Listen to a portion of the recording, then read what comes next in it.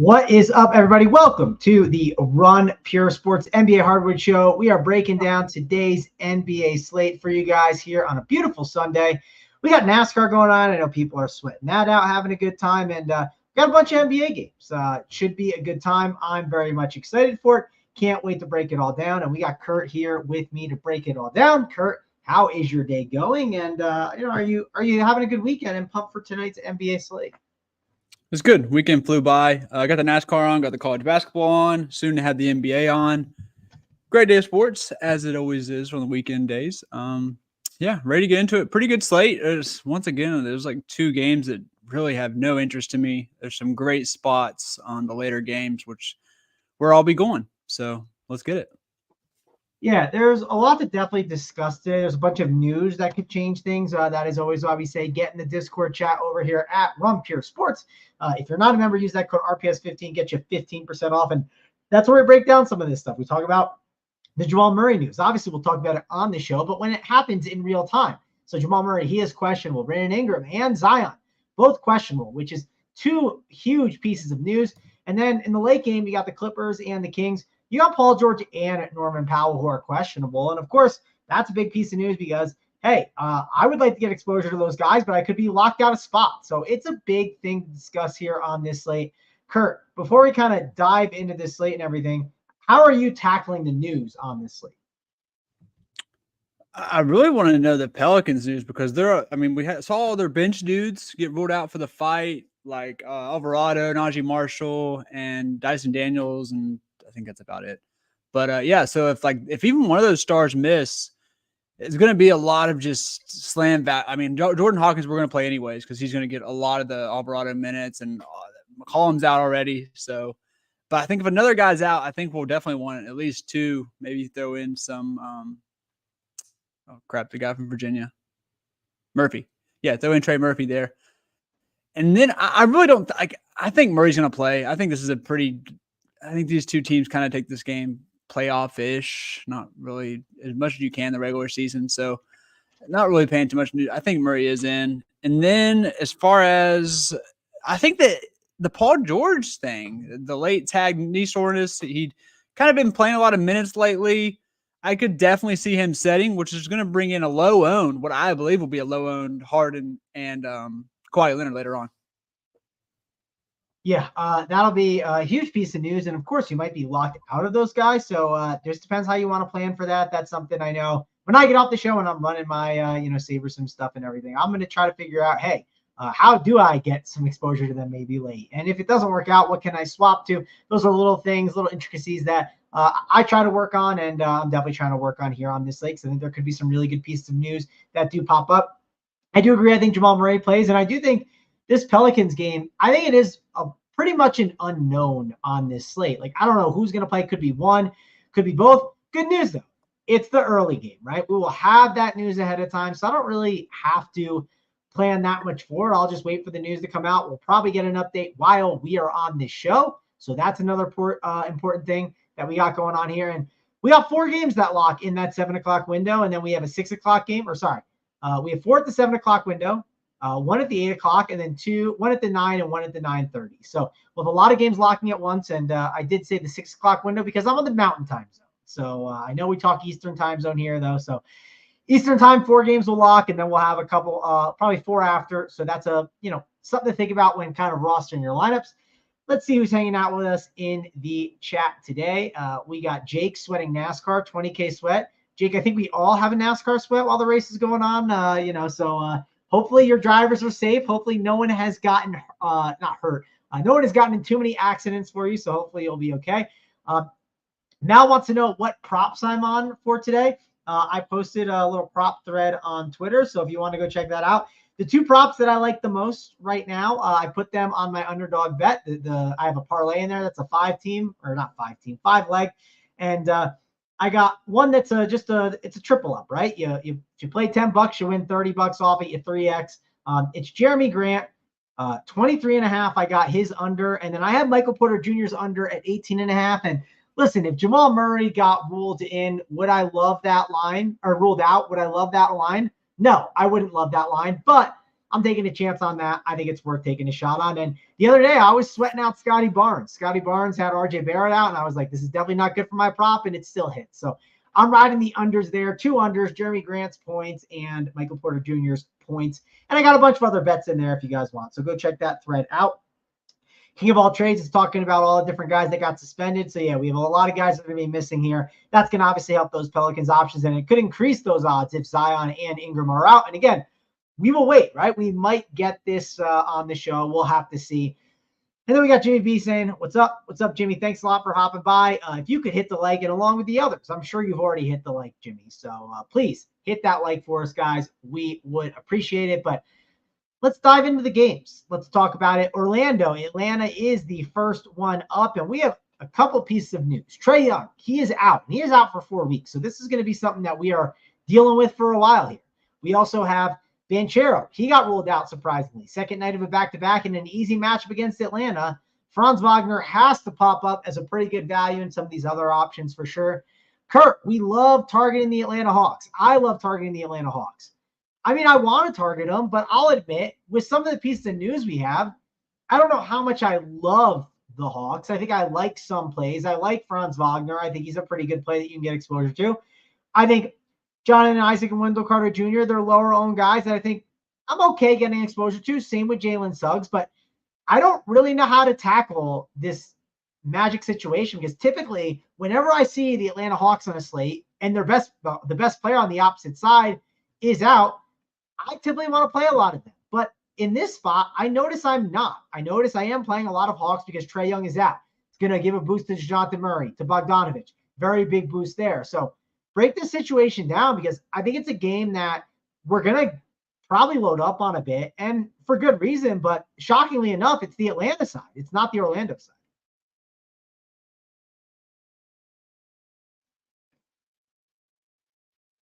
Yeah, that's a great point, Kurt. Sorry. So earlier, as I was building, Franz didn't really fit right. I tried to make him fit, but I just couldn't get really what I wanted. Obviously, in MME, I probably want to be a little bit over the field. I'm not really getting the Suggs. Isaac was fine. He did hit a couple of the hand builds I was working on. And then Wendell Carter, I know center is really, really important, but you can really attack Atlanta. So I think I want to be overweight on him and MME too. But, like, I don't think they're must. I really don't think they are. You think they would be with Paolo out. Like, talk about a guy who's absolutely going crazy. Wow. Guys have an awesome year. But it opens up a lot. But they're priced pretty decently, honestly. Like, maybe if Franz was a little bit cheaper, it'd be like this auto lock, which I really don't think it is here. But I will say Atlanta's defense is so bad that maybe Franz does go for 50, and we're just kind of overlooking it. Like, maybe we should be bumping him up, and we might regret it later. So let's see it. But I'm with you. It's mostly on the Atlanta side, even though they have the tougher matchup, but their prices are just completely wrong with Trae out, which is – I'll let you go ahead and talk about them first because I got obviously the same takes as the top two guys, but I think the other two guys who benefit are actually interesting as well. Yeah, I mean, I think DeJounte Murray, Bogdanovich, I think they're clearly two really great plays here. They're going to be guys that I get a lot of exposure to for sure. It's hard to argue with them. They're going to be single entry 3 max plays, right? They're going to be very heavy MME type of plays on this slate. I mean, 5,500 and 7,800 it's too cheap for them in this spot. So I'm obviously going to like them. I definitely don't love a lot of the other Hawks options. It's hard to get to them, right? Capella's on that minutes limit at 5,900. Not excited. I think you could take chances on a DeAndre Hunter. Like, I don't hate it. A Sadiq Bey at 6K and a Jalen Johnson at 7.5. You can argue they feel expensive, but I don't know. It's not just that they feel expensive. It's like, I just feel like we have a lot of good values and good values that are going to pop up as well that kind of trump those other options. That's kind of the reasoning there. And honestly, with Banchero being out, I thought I might like more Orlando options. And one thing I might do is I might try to get more exposure to some more Orlando options than the field. Like I talked about Franz Wagner. We know he's a good play. He's going to be a great ball handler, 7,500, tons of upside, really good play. The interesting part is everyone else is below 5,100 and their best players out, and we don't have interest in them as much as I think we should. Like Mo Wagner at 4.3 is a really good value. He is someone I definitely want to get over the weight overweight in the field on in MME stuff. Cole Anthony, he's had his ups and downs, but he's playing better, and he's been a streaky guy. 4.6K.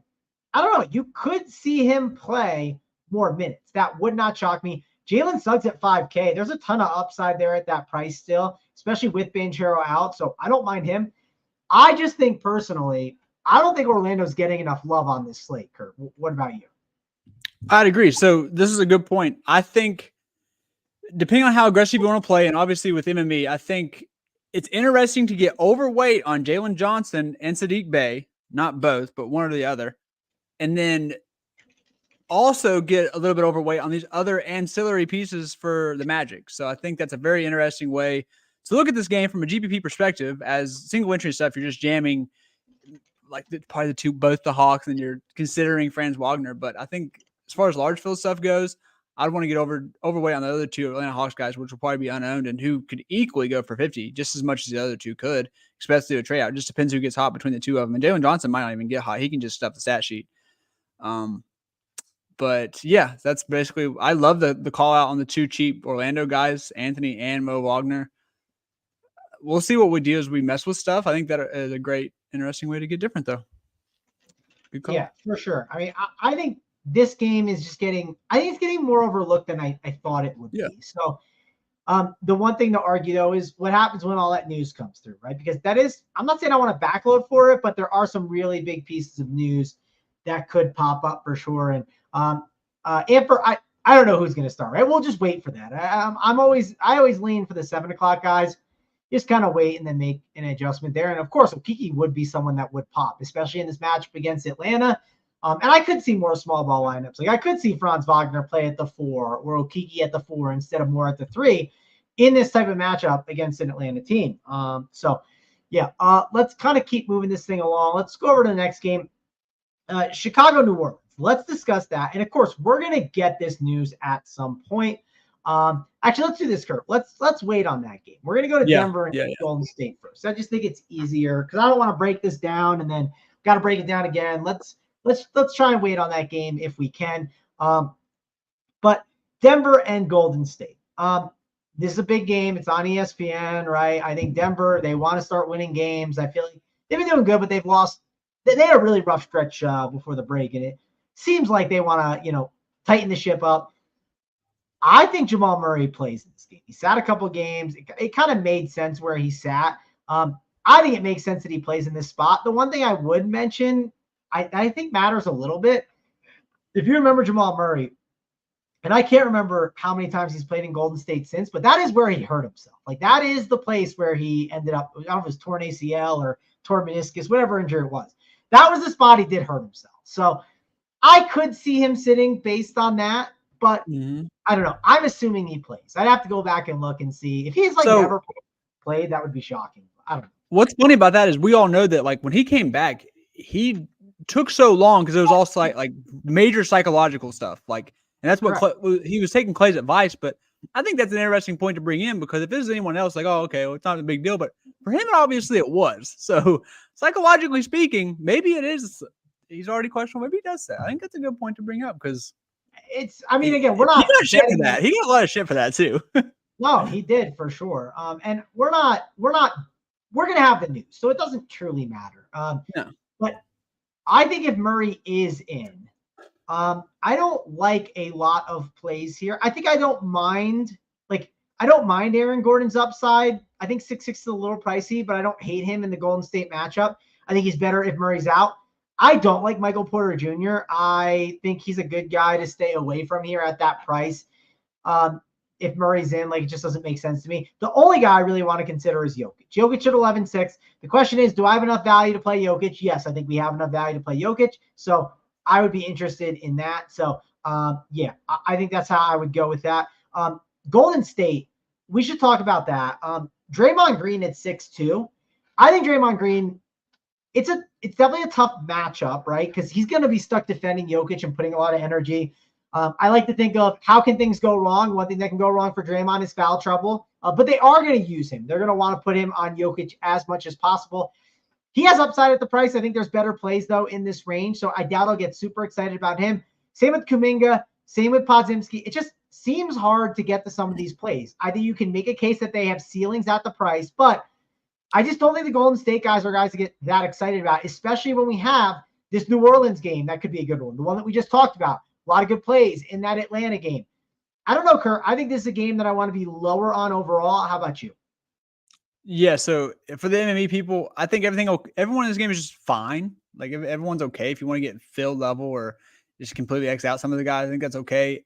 For people hand building, forward in the range of like Draymond and Wiggins, I know it's like a big gap, but like in that range-ish, there was like kind of a dead range a little bit. So I completely understand if you fall on one of them. Andrew Wiggins starting to play better.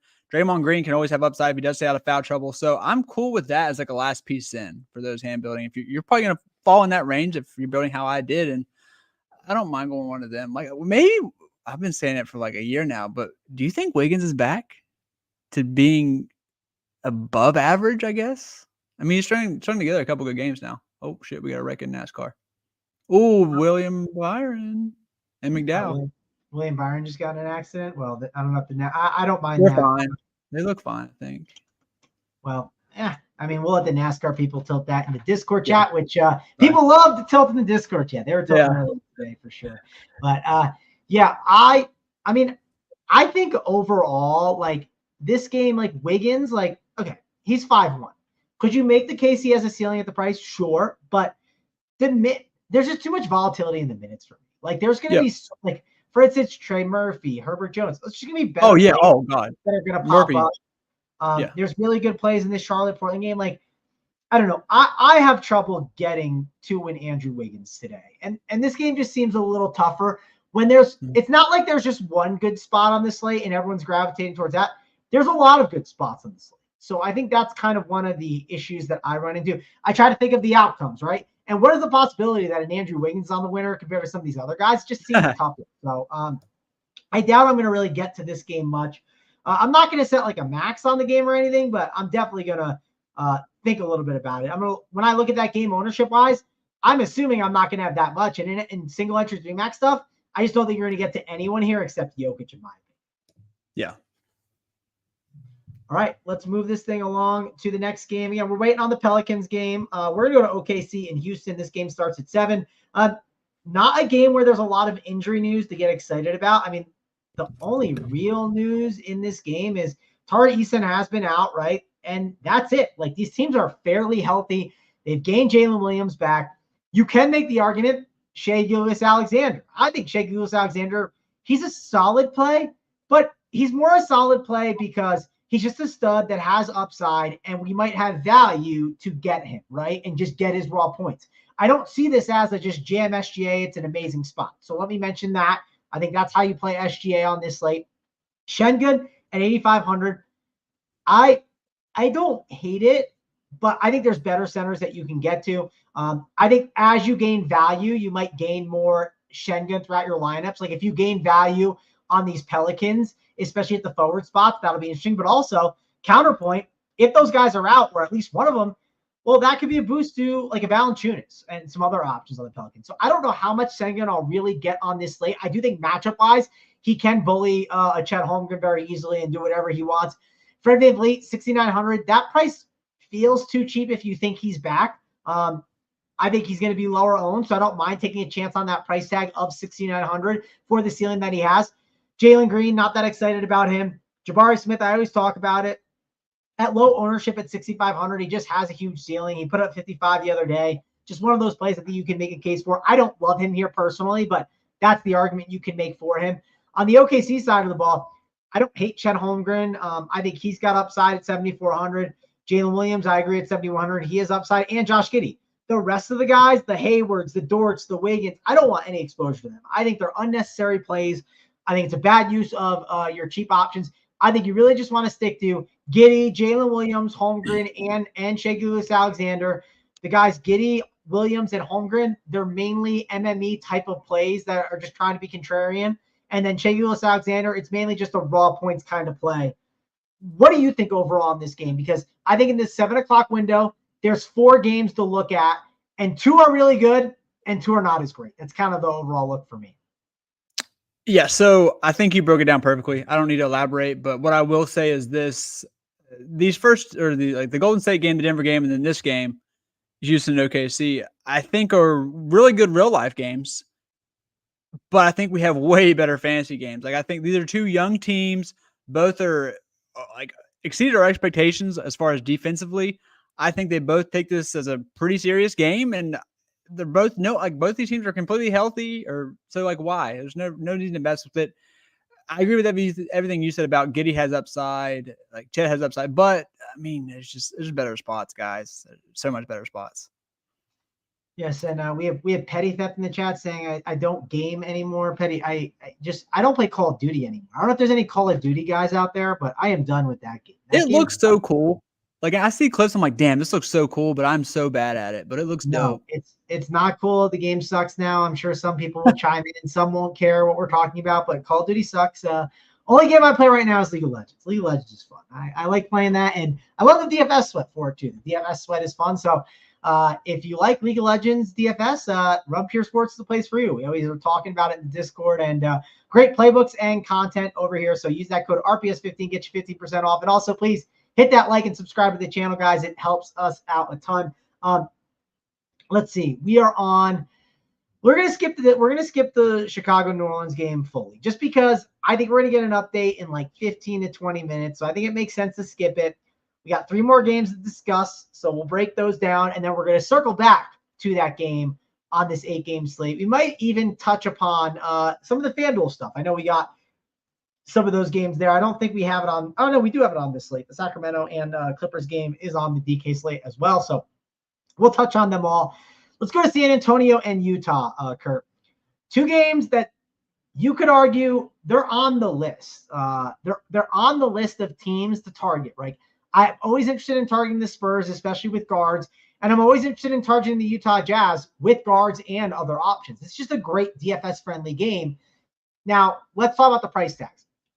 The Utah Jazz are definitely a premier team on this slate. Well, one reason why is they have the premier value on the slate. It's Taylor Hendricks. If you're playing MME, you're playing single entry, it's a big conversation to talk about how do we handle Taylor Hendricks. Is he a good value? Is he not?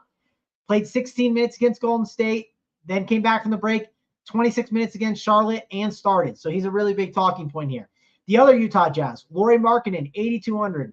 I felt like he's a waste of salary for a while. I think he's a waste of salary still here. He hasn't really dominated, in my opinion, enough to just be on winning teams. Like, sure, you look at his scores lately, and could they be on the winner with those 40 spots that he put up? Yes, but I just think there's better studs to spend on where I don't feel like he's going to break the slate and ruin my team. So I'm probably going to be very low on someone like Lauri Markkanen.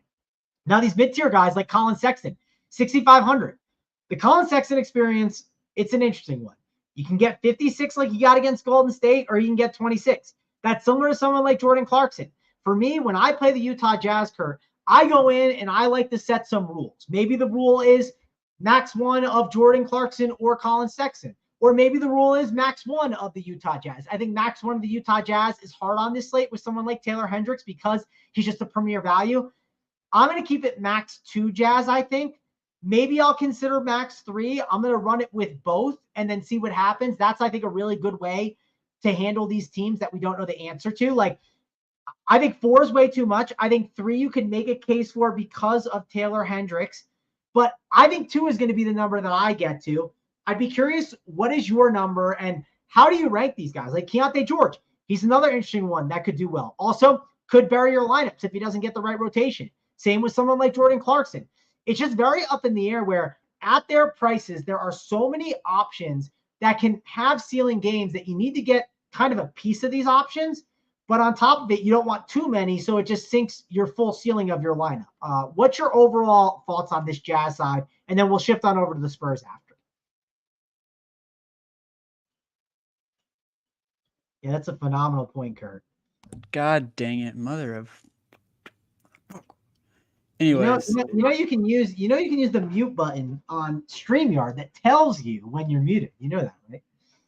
I'm not even looking at it. I'm on Saber. Oh, okay, that's true. You're watching the NASCAR race. You're on Saber. You're too. I'm not watching the NASCAR race. You're not watching the NASCAR race. What do you mean? You told us there was an accident. I'm not watching the NASCAR race. I'm looking at Saber. I'm looking at Saber because I'm freaking locked in. And what I do know is My rule is for right now, it's at least one Jazz guy. I'm going max 2. I know with Taylor Hendricks, it's weird to do max 2, but that's all I want is max 2. The ceilings are just huge on George and Clarkson in particular, and then Hendricks can easily get there at 3.7. Maybe a little bit higher on marketing than you are. I'm not going to say I'm the biggest marketing guy today, but I probably want to be at field just because I think 50 could come just because how bad San Antonio is defensively. I know you're playing the right tag, but here's what we can do. And here's what I like to do with marketing.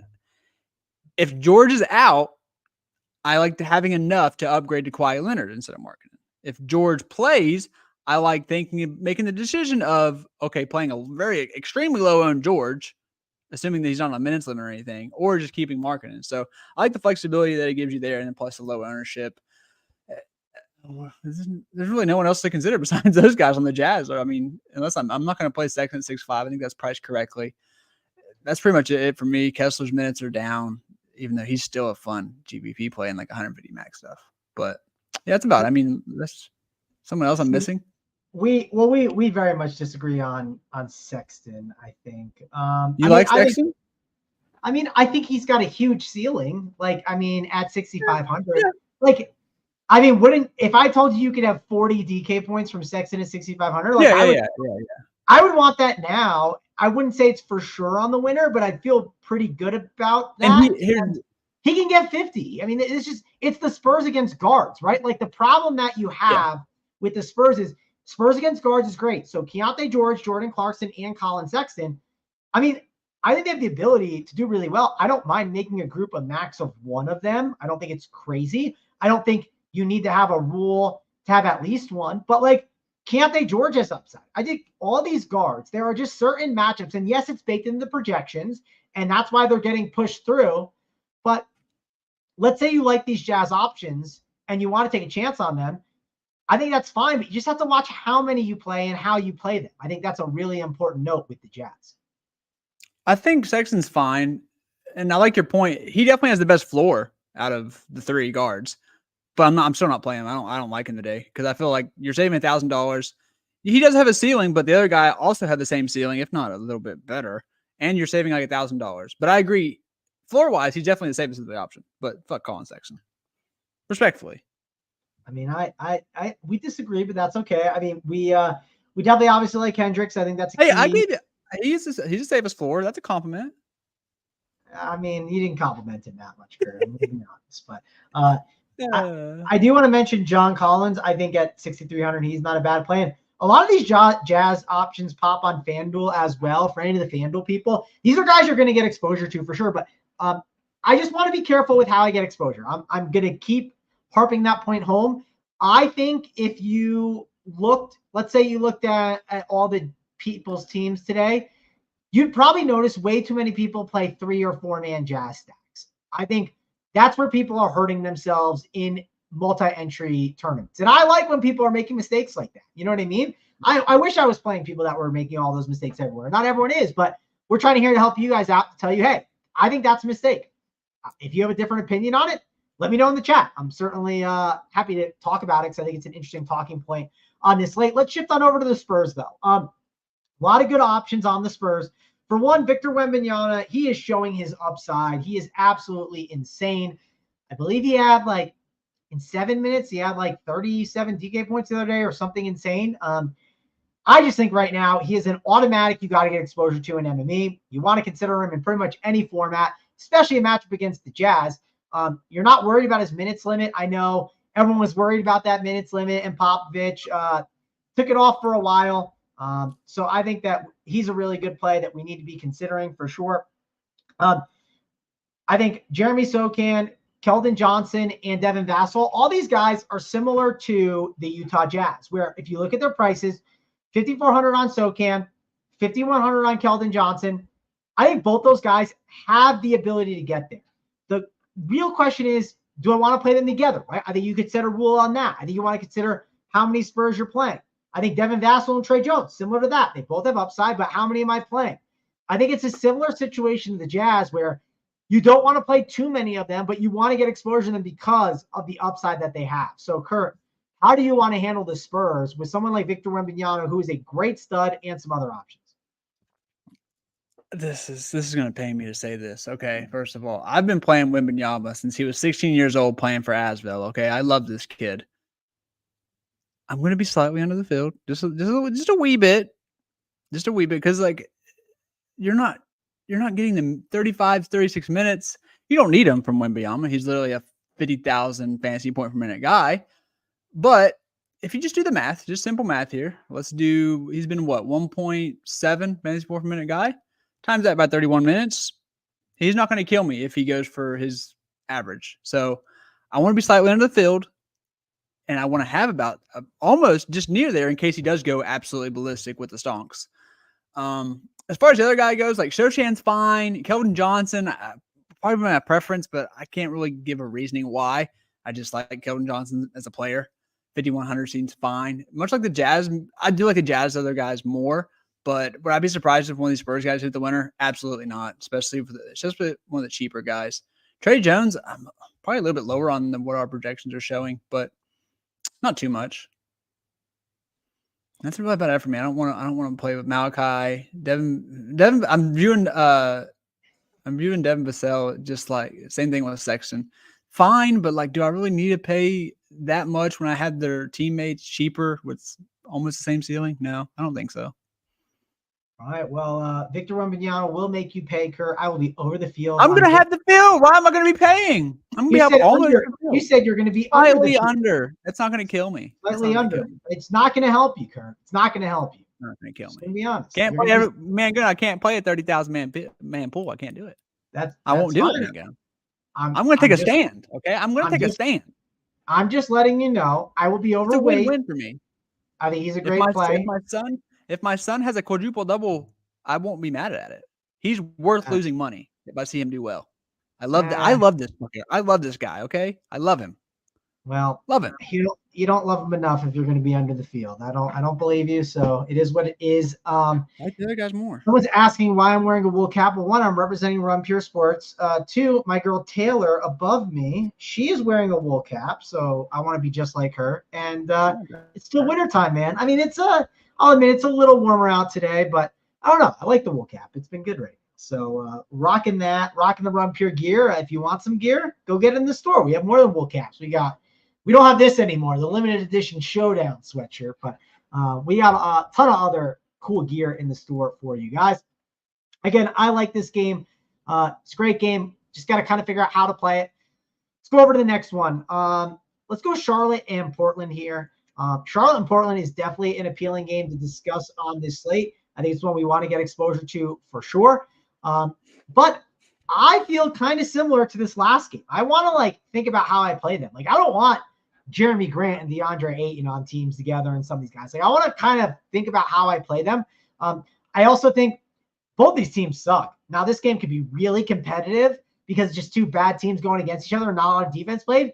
But on the flip side, one team could just not show up, and it could be an ugly game. I mean, I think there's a lot of things that can happen with this game. Overall, Kurt, I kind of want to be under the field a little bit on this game. I'd be curious your take. I think on FanDuel, I have more interest in plays there.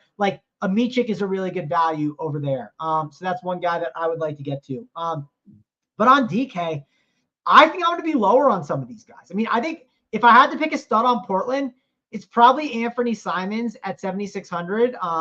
But to be fair, like you've said before, you can't play everyone, where I might get lower on someone like Anthony Simons. So I can get over on Victor Wembanyama and some of these other studs. If I play Anthony Simons, that's probably directly coming from my DeJounte Murray ownership. And that is going to keep someone like Anthony Simons down. But I'd be curious your take on how you're handling the Blazers. Let's touch on them first, because I think it's really just focusing on the studs. I think you're focusing on Simons, Grant, and Ayton, and not as much the cheap options. Okay, make sure I wasn't on mute. Yeah, it's only them for me. Big for Charlotte, guys. We know it. We can't stop playing it just because we have DeAndre Ayton and no one likes playing DeAndre Ayton. I'll play him. I don't care. I'll play Grant, who can benefit from this for the same reasons.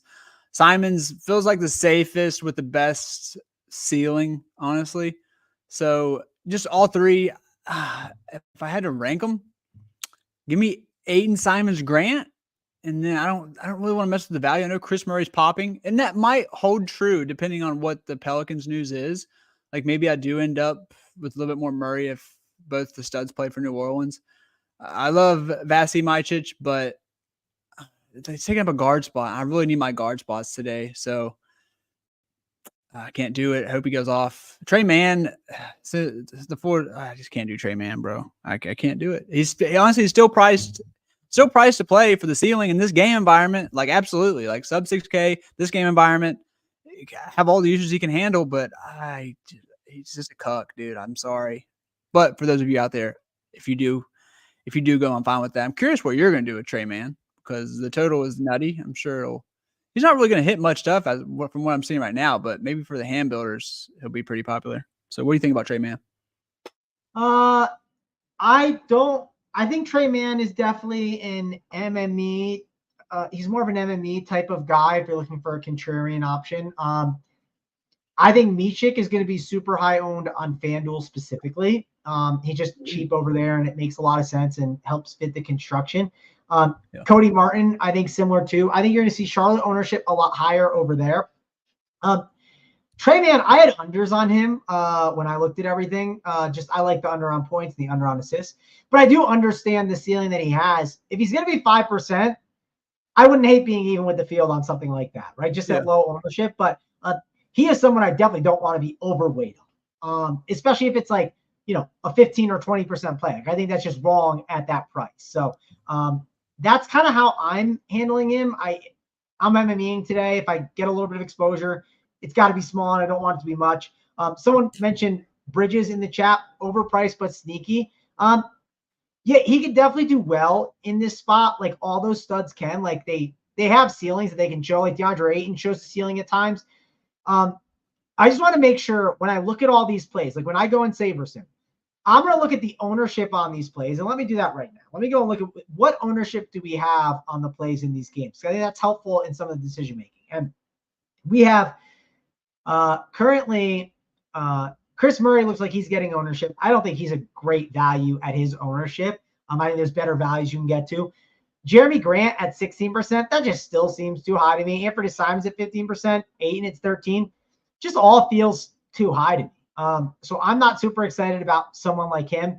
And I think overall I'm just going to be lower on plays in this game. And I think part of it is because I like plays in these other games.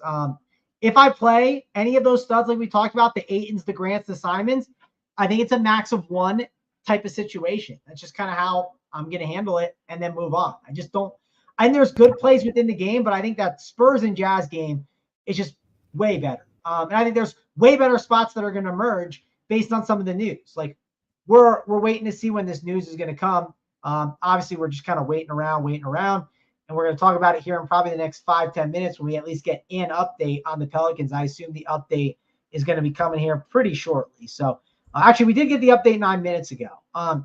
Still game time decisions on Zion and Brandon Ingram. So we're going to wait on that. And I agree with this chat member. Yeah, I think this game could be uglier than people think. I don't see this as the 120 to 115 shootout that everyone else does or that anyone else might be thinking. I just don't see it that way. So I want to be more under on this game. I do want to get pieces, but I want to be under. If I had to pick pieces I like Anthony Simons on DK. I like Micic on FanDuel. I don't mind a Cody Martin on FanDuel. And then on DK, if there's not really any Hornets I absolutely love. So that'll be that for me. Let's keep moving along. If you guys could, we got 338 watching. If we hit that like, we'd appreciate it. That we can give out those plays of the day for the people. If we get the likes up enough, we'll be able to give those out to you guys. So let's move along to the next game. Next game up is last one on the slate, Sacramento and the Clippers. We will circle back to the Pelicans, so don't worry. In that game, Sacramento and the Clippers, it's a game that I think is a tough one to judge because Paul George is questionable. So is Norman Powell. If those guys sit, I think there's some really interesting plays that you have to like. If Paul George sits, I think Kawhi Leonard, James Harden, both really good stud options on this slate that you can get exposure to. One thing you could do is you could get exposure to De'Aaron Fox and maybe leave some salary on the table and then switch it over to one of those options if you want, if a Paul George is out. Or you can just plug in Kawhi Leonard. Let's say you're playing single entry. Plug in Kawhi Leonard, and if you don't get the news your way, maybe go to De'Aaron Fox instead at 8,200. That's the route you can go. Malik Monk at 5,700. I don't totally hate him as an option. I think he has upside at his price. If you look at what he's done lately and the shot attempts he puts up, I also think this Clippers matchup is a matchup that fits him well. I think they're going to need him to play more aggressive type of minutes here in this spot. So I don't think he is a bad play overall. I don't know what to do with these values because if Norman Powell's out, sure, could you make a case that a Terrence Mann is a good play? Yeah, you can make that case. My only issue is do I want to backload things for that? No, I don't really want to do that. So overall, it's really focusing on these studs in the way that I talked about. Kurt, how about you? How do you handle this game? I got the showdown playbook for this one, so you guys make sure you tap in if you have an early tilt. I think like what you said, just attacking it with a plan, I guess. With Fox, I like the Harden pivot. I talked about how I did the forward pivot with Markkanen and then going up to Kawhi or down to Paul George, depending on how dead you are from the earlier games. Maybe make up some ground there. I like Zubac today. Off the minutes limit, I think 5,600 is pretty solid. Play him. I knew he'd take up a center spot, but I think he can have a good game here if he sees 30-plus minutes. So I like Ivica Zubac. Maybe a couple more shots if Paul George does miss. Not that it really matters much, though. Everyone else is just fine for me in this game. I don't really like the value. We have enough from that from earlier. And then the spins, we talked about just using it as pivots, like Kawhi, Harden, all of them. I'm just pivoting. So no real reason to dig into them individually. Sabonis, I'm not getting to. Yeah, just fine, I guess. Yeah, it's definitely tougher to get to some of these plays for sure. But like I said, if Paul George is out, I mean, you're going to get Kawhi Leonard and James Harden at very low ownership, and they're already in a matchup against the Kings that could be a fast-paced game, and they could really thrive. So I would not ignore those studs. They're definitely – those are guys I'm going to manually go in and try to get a little bit exposure to for sure. I do think you're going to get more exposure to some of these guys on FanDuel, like Kawhi Leonard. I think pops a little bit more over there, so worth mentioning that as well. Let's go over to this Pelicans game now because, listen, we got our update, at least the update for now. We'll know before the game starts, but we have the update. Zion and Brandon Ingram are still game time decisions. Huge piece of news because if these guys are in, you are still missing Jose Alvarado. You're still missing Najee Marshall. Missing those pieces is going to give bumps to these bench guys. So we have to at least call that out and say, hey, this is going to be a bump to some of these guys. Now, are they bumps where they're just stone locks or like the best plays on the slate? No, but they're in play.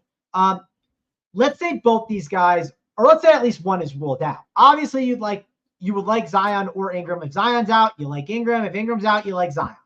You would also like a Valanciunas as well. McCollum is already out. You're missing Alvarado. I mean, these are nice bumps for Trey Murphy and Herb Jones at 5,300 and 5,200. I think they're really good plays. I also think they're pretty good plays on FanDuel as well, where the stocks can be huge. I think Jordan Hawkins at 4,200 gets a pretty nice bump that shouldn't be ignored. Jordan Hawkins could be someone that I think right now is just being completely ignored, and he's someone that he could start, and then everyone starts to get all over. So I think he's a really good play, someone that we want to be looking for him to be in the starting lineup. That's going to be really important. And honestly, if Zion and Ingram are out, I'll just rattle it off. They have Valanciunas, Trey Murphy, Herbert Jones, Larry Nance, Jordan Hawkins. Those are their 5 best players. After that, it's JRE, 6th. Matt Ryan, 7th. And then the 8th guy is, I don't know, is it Liddell, Sebron, Cody Zeller, Hill, Crutcher? The point I'm getting at is Sebron, NC State legend. Yeah, my point I'm getting at is if both these guys are out, it is very hard to ignore the Pelicans. The Pelicans would become some of the best plays in the slate. They could only run an 8-man rotation. You'd want to load up on them, where I think some of these other games that we talked about, we just would want to be lower on. So, Kurt, talk to me about this Pelican side of the ball because it's a very important situation. First off, I just want to say, regardless if Zion or Brandon Ingram play, Jordan Hawkins is a lock for me at that price. The guy's an awesome shooter. NCAA champion last year. Dog. He's a dog. I think he can do enough even if they're in. If one of them are out, here's how I'm going to play it. If one of the guys are out, obviously I'm going to do a bump in MME, but I'm going to make not only Jordan Hawkins, and then I'm going to start forcing in Trey Murphy or Jones as a second Pels piece. And then obviously you can extend that to Joval as well. That's how I'm doing it. I'm going to send to 3, and I think, or 2, and then I think 3 is honestly fine. Not really necessary, but fine. Yeah, that's pretty much cut and dry. I think Hawkins is a lock, and then if one of them are ruled out, you can play a second piece of Trey Murphy, Herb Jones, or Joval. All right, we did get some news. I mean, I don't know what else. That's how I'm playing it. I don't know. I can't extend it like you, Mango. I don't got that drip. Well, you need to get that drift. You got to extend it. Yeah, I mean, you didn't even tell me what's going to happen. Are you going to play Brandon Ingram or Zion if one's in or out? You going to play them? No, I said that.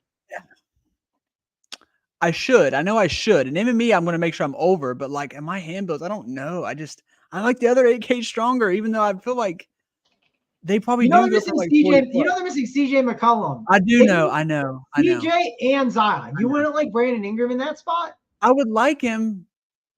But I don't know if I'm forcing him. I don't know. Probably I would. I mean, God, it'd be a pretty good play. Especially because forward, especially I bitched about forward too. So yeah, I would.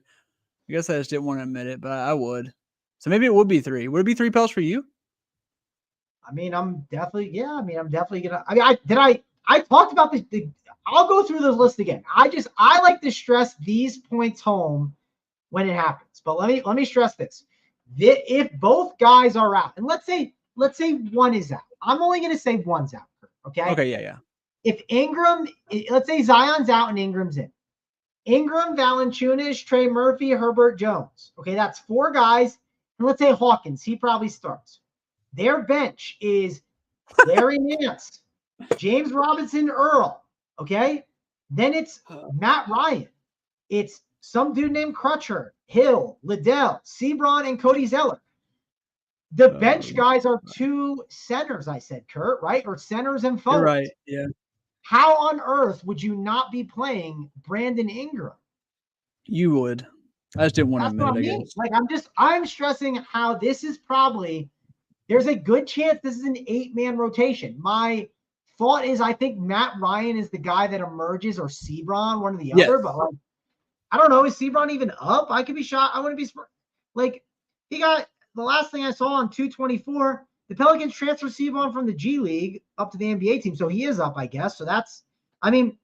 It would still be Matt Ryan for me because forward spot again, guys are shooter. Sebron is inefficient, ball dominant guard. So, I mean, he could get there, but like, I'd rather just play the freaking knockdown shooter, Matt Ryan, forward eligibility. For sure. I just think it's going to be, and that's only if one guy's out. If 2 guys are out, it's just going to be crazy. Also, we did get news that Goga is starting. Feels like we do have a lot of value on this slate, and he's starting as a min-price guy. The dude is 3K playing the Atlanta Hawks. I mean, hard to not get to Goga at 3K. Yeah. So he's going to be an elite value for sure. He's someone I'm going to add to all the content here when we get off the show. So I'll definitely be adding him to the list. Kurt, let's talk about the Chicago Bulls because we haven't talked about them yet. I think they're not the best plays. I think Vucevic was kind of in play before. I think he's kind of becoming more out of play for me. I think DeSumo isn't the worst guard option on this slate at 5,100, but these are guys I don't want to be overweight on, really. I don't want to have that much exposure to them, but maybe you have a different take on how to handle the Bulls. I don't. I mean, they're just fine. Like these other people are priced decently in these non-games that we're attacking. Like Vooch is probably fine. He won't have Drummond starting beside him, I assume, this game. So a little bit of a bump. DeRozan 74. I'm never playing DeRozan honestly with this much stuff. So it's just not happening. Caruso with the forward eligibility, I will say, is more in play. Probably the most in play for me is Caruso. Sub 5K, playing well. New Orleans should play defense optional today. Yeah, that's. But I like Caruso, and then maybe Vooch probably second. I'm not putting anyone else in the pool, to be honest with you. I don't mind Sumu, but I'm just not playing. I'm playing a little bit aggressive. Can't play everyone, guys. Can't do it. Yeah, I think the thing that's going to struggle for Vucevic now is I think Goga is going to pop so much and just running out of center spots. I think that's going to kind of be an issue. Yeah. But that's kind of something I'm going to think about. But I need to see it, right? I'm going to run everything soon. I just think centers, it's going to be occupied by Goga by a lot of people, and could get even crazier. And with that too, you're going to have more stars and scrubs builds. That's another thing worth kind of mentioning for sure. So maybe that'll fire up your Wembanyama shares a little bit more, Kurt. Maybe you'll get. Does. Yeah, it does. I just now saw that. And I do think it's going to hurt the Colin Sexton and like those like mid-tier guys a little bit more. Yes. I think it's going to kind of hurt those guys. So there you go. Good. But don't got too much else to say. The Goga stuff is obviously a really, really, really big piece of news that we just got. So that's going to change some stuff. We got to go change some of the content and other stuff like that. But Kurt, we got to get the plays of the day. So who do you got? Who is your play of the day? This might be cheating, but it's Jordan Hawkins, regardless of who's in for the Pelicans. Jordan Hawkins, if everyone plays, Jordan Hawkins. If no one plays, Jordan Hawkins. You're going to chuck. Hopefully he's not cold today. All right, Jordan Hawkins. It is trying to see who would be the option I want to get to. I think with a lot of this value, we're going to be able to spend at forwards more. I'm going to give a FanDuel and DK play. I think he fits for both. I think he's going to be a better play on FanDuel, but I still think you can get away with it on DK. And I think with some of this value we've gotten, it's going to sneak him onto some optimals a little bit more. I'm going to go with Kawhi Leonard. It feels a little tough to do, obviously. And if Brandon Ingram's in, listen, I'm not going to be as excited about, or if Zion's out and Brandon Ingram's in, I'm not going to be as excited about Kawhi, and I'd probably rather play Brandon Ingram at forward. But I think it's a really good contrarian play. In my MME formats, I'm going to force him in a little bit just because I think it's worth taking the chance on. I think there's a chance Paul George sits, and I think he could really thrive in this matchup.